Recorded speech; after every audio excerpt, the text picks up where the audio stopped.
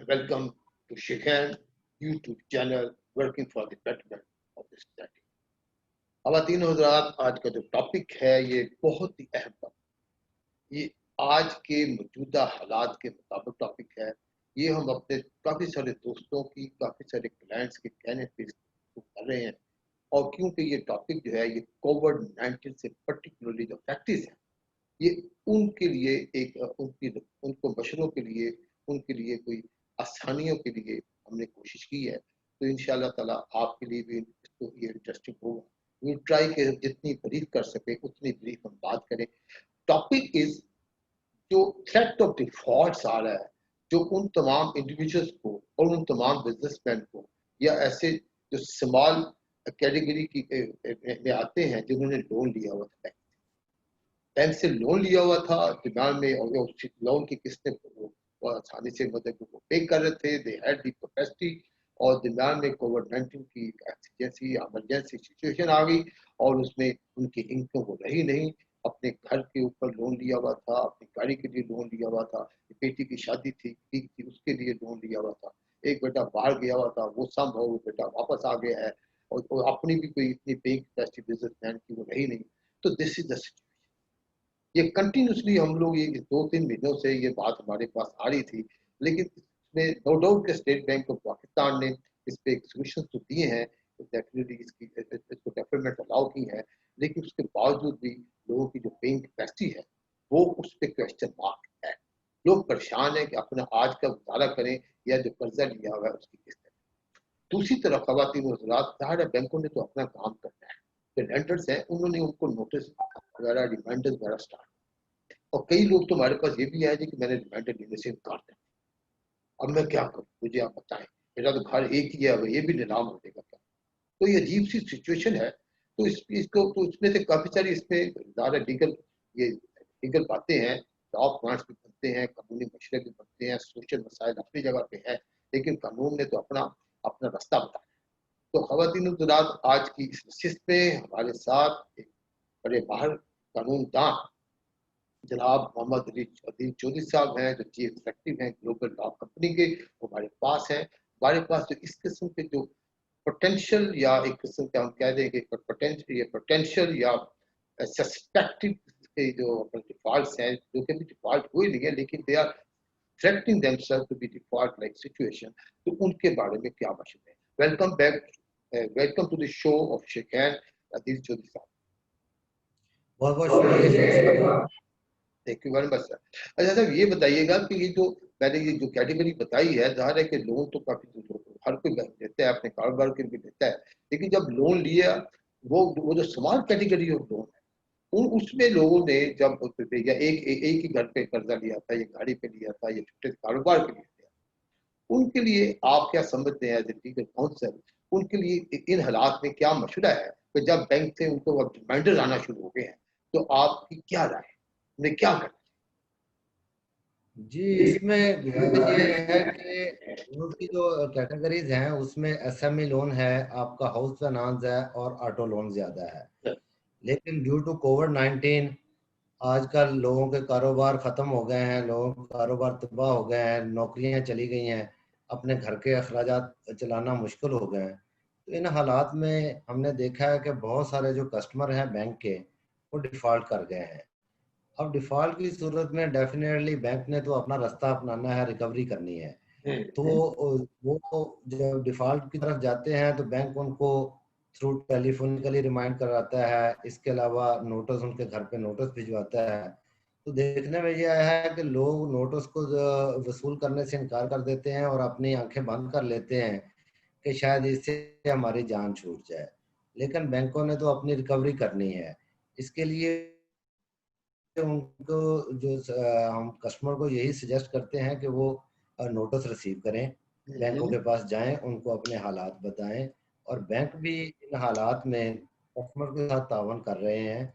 वो उनके लोन को रिस्ट्रक्चर करते हैं। लेकिन अजीज साहब वो कहते हैं कि अजीज साहब वो कहते हैं कि हम बैंक के पास एक कुछ कस्टमर गए हैं ना जी, उन्होंने उन्हें खाता अपना लेजर दिखा दिया, उस लेजर में लंबे चौड़े चार्जेस पड़ गए। और वो कहते हैं जी कि ये इतना तो हमारा जो कर्ज था वो तो चार्जेस थे दुनिया में, अगर स्टेट बैंक ने भी फैसिलिटेट किया है तो वो जो चार्जेस हैं वो क्या है? फिर हम तो अगर ओरिजिनल को हम बात कर रहे थे या जो कर्ज या जो हमारा मार्कअप एबिट था, अब जो चार्जेस वो हमें दिखा रहे हैं उसका हम क्या करें? लजीज साहब इस हिस्से में आप क्या मशवरा देंगे? जी, इसमें जो बहुत सारे बैंक्स हैं वो करते क्या है कि वो लोन अमाउंट है प्लस मार्कअप है, इसके अलावा पेनल्टीज उसमें डालते हैं कि परी मेच्योर सेटलमेंट के चार्जेस डाल लेते हैं और बहुत सारे हिडन चार्जेस हैं। तो जब इस तरह के वो चार्जेस कस्टमर देखता है तो उसके आसान खता हो जाते हैं। तो कस्टमर के लिए एक ही चाराकार है कि अदालतों में जाएं, अदालतों से अपने राइट प्रोटेक्ट करें और बैंक जो उनसे ज़्यादा मार्कअप चार्ज करते हैं वो अदालतों के ज़रिए ही उनसे छुटकारा मुमकिन हो सकेगा। अच्छा, अभी तो कोई कस्टमर, जैसे हमारे पास जो सिचुएशन है 3-4 महीने की कुछ किस्तें हैं, किसी की बाकी हैं, लेकिन अक्सर हम कहते हैं 3 महीने में CIB जो है ना वो उसकी रिपोर्ट हो जाती है 3 महीने में। तो क्या ये इसमें स्टेट बैंक ने कोई लॉ में ऐसी प्रोविजन दी है, कोई ऐसे रेगुलेशन दिए हैं कि 3 महीने में उसकी CIB रिपोर्ट ना हो? क्या ऐसा कुछ है? जी हाँ, इसमें स्टेट बैंक ने काफी सारे कंज्यूमर्स के लिए प्रोडेंशियल रेगुलेशन जारी किए हैं जो कि बैंकों पे उनको मानना लाजमी है। तो उन अच्छा। प्रोडेंशियल रेगुलेशन की रोशनी में हम्म, जो है वो CIB को रिपोर्ट नहीं कर सकते, क्योंकि तमाम मुल्क के हालात ही ऐसे चल रहे हैं हम्म, और ना सिर्फ मुल्क के बल्कि पूरी दुनिया में लोगों की इनकम ख़त्म हो गई है।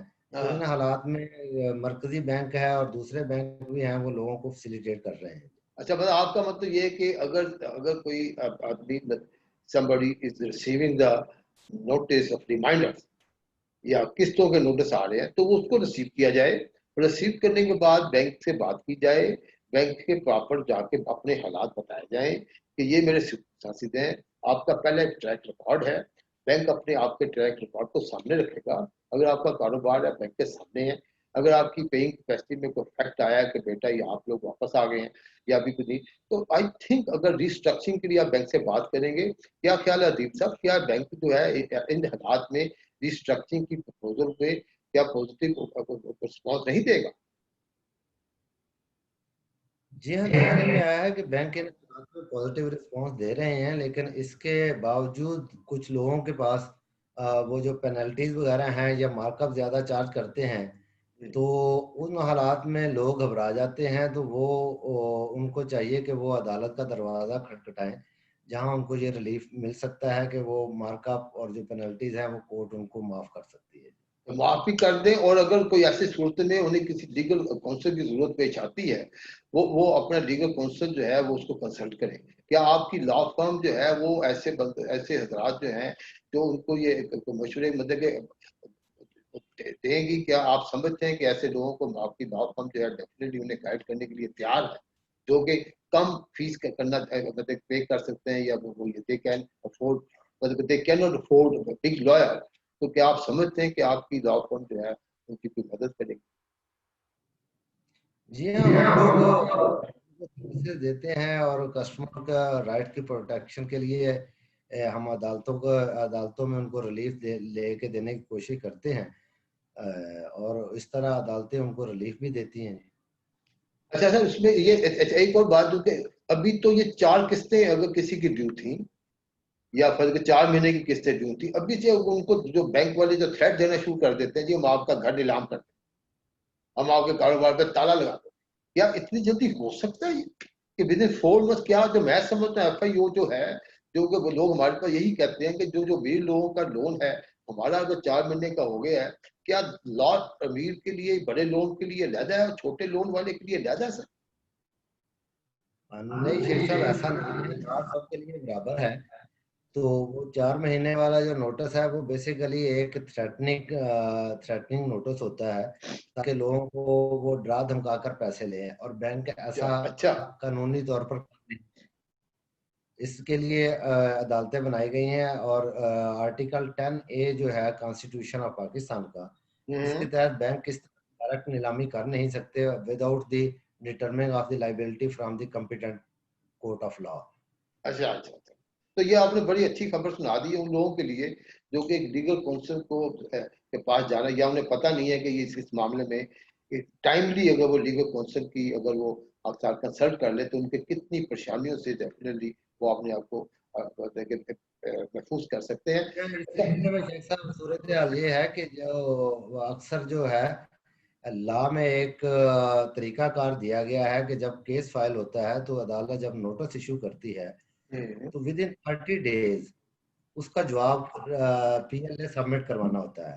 सही। तो हमारे यहाँ लोग क्या करते हैं, जो कस्टमर हैं वो नोटिस रिसीव नहीं करते, या हाँ रिसीव करते हैं तो वो लेजी रहते हैं कि जनाब कोई बात नहीं, हम सिविल अदर सिविल मैटर्स की तरह हाँ। इसको भी बाद में ऑन करने के बाद ज़्यादा से ज़्यादा टाइम गेन करने के बाद हम इसमें फाइल कर देंगे। लेकिन एफआईओ में ऐसी सूरत हाल नहीं है। विद इन 30 आपको पीएलए फाइल करनी होती है और सही। कानून में है विद इन 90 डेज कोर्ट्स इसका फैसला करती है। अच्छा। करना को फैसला करना चाहिए, लेकिन अमूमन देखने में ये आया है कि इस तरह की जो 90 डेज में तो फैसला नहीं होता, लेकिन साल 1.5 साल में ये केस अदालतों से डिक्री हो जाते हैं।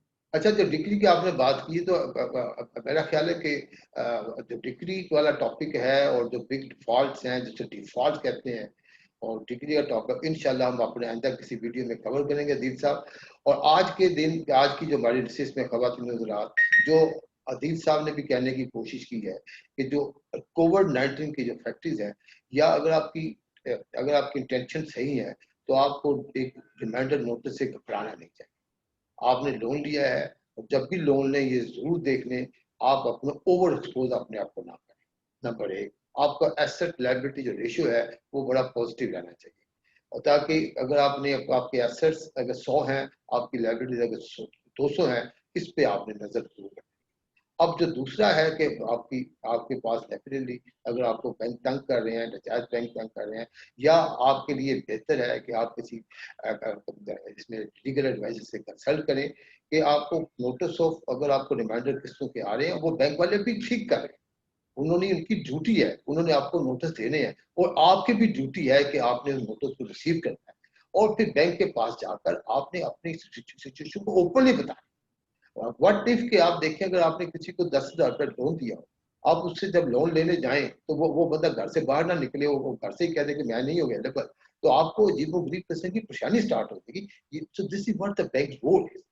आपको बैंक के रूल को भी समझना है, आपको जो हमारे स्टेट बैंक ने जो फैसिलिटेट आपको की वो भी समझना है, और आपको अपना भी रोल है कि आपने भी ओबीसी कर्ज को वापस करने के लिए डेफिनेटली आपने अपने जितने आप कर सकते हैं एफर्ट जरूर करने हैं, और इस सब के लिए आपने ओपनली बैंक से फेस करना है। तो बैंक के पास जाकर अपनी या किसी किसी लीगल एडवाइजर से बात करके अपने लोन्स को रिस्ट्रक्चर कर सकते हैं। ये रिस्ट्रक्चरिंग की फैसिलिटी होती है जब आप बैंक से बात करें कि मैं देना चाहता हूँ, मेरा ये ट्रैक रिकॉर्ड है, मैं आपके पास हूँ, और मैं कहीं भाग नहीं रहा, और this is what my situation is. तो इंशाल्लाह ताला बैंक भी आपकी बात सुनेंगे। जो यकदम आपके अंदर जो थ्रेट आ गया, कई लोगों ने बताया कि हमारा तो अभी 3 महीने हमारी किस्तें नहीं दी, तो हमें वो नीलामी की बातें वो कर रहे हैं, तो ठीक है, उनका काम है आपको कहना, क्योंकि उन्होंने अपनी किस्त तो लेनी है, क्योंकि आप उनके पास जब जाएंगे अपनी पोजीशन को बताएंगे, इंशाल्लाह ताला कोई ना कोई वर्क पेपर इसका रास्ता निकल आएगा। और मजीद मशवरों के लिए आप हमारे पास आ सकते हैं, हमारा व्हाट्सएप नंबर आपके सामने है। इंशाल्लाह आइंदा भी वीडियो के लिए आप हमें सब्सक्राइब जरूर कीजिएगा।